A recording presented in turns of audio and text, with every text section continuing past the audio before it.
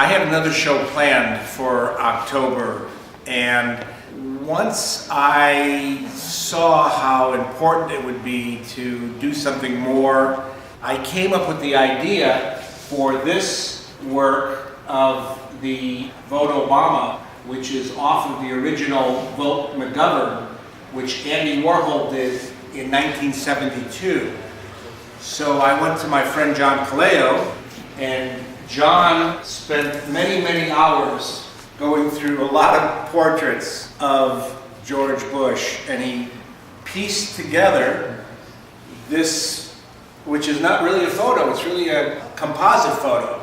And then we were very fortunate, we went to Jeff Wasserman, who at the time in 1972 worked for Gemini Gel, who did that print, where Jeff Wasserman was the silkscreen artist. And so we were able to get Jeff to do the finishing silkscreen over this.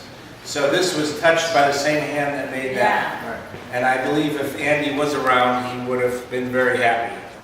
So the whole show, I was able to pull in some of my favorite artists who have been working with this kind of political satire, if you will, for the last 20, 30 years that I know. One back there on the wall is Robbie Cannell.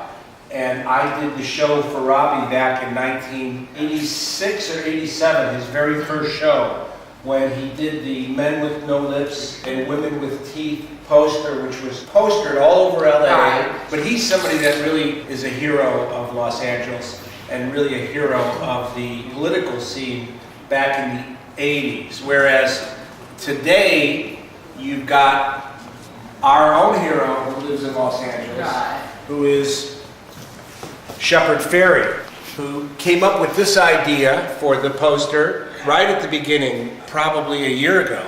And he did an edition of 250, and they sold immediately as an art piece like the rest of his work.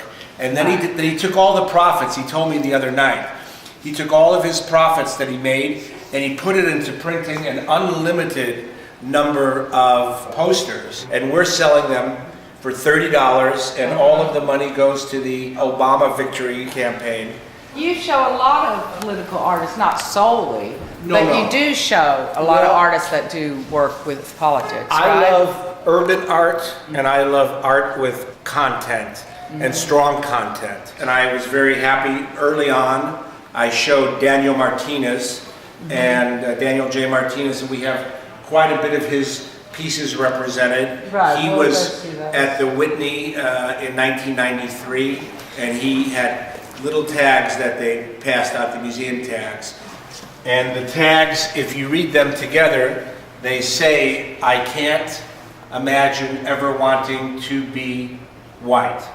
And you never knew which tag you were going to get at the Whitney, but you would be walking around bumping into people with another part of the sentence. Right. So it was a working piece in action. Who's this guy? Well, this is an artist who I've always shown. This is Bill Barminski.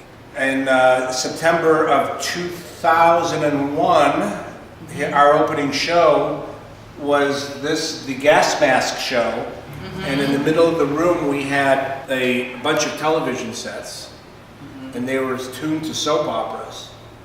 But of course, 9/11 happened right after the opening. And then from then on, the show became watching all of the zeitgeist of 9/11. Also in the show, I was really happy that I was able to get works by Ron English, who is a performance artist and really an amazing painter. And he came up with the Lincoln Obama piece, which is truly beautiful. And I knew about this, and I really wanted, that's also what sparked me to do the show, even though it came about last minute. And there's the Halliburton Boy, that's a painting by Ron. But what was really incredible, in 1 week, well, about a week and a half, he made this painting and it arrived here the day before the show. And that's a self-portrait that looks exactly like Ron English. Because he does this as performance. He will go and do civil disobedience. Do you think artists are all like liberals and Democrats? You can't say all, but generally speaking.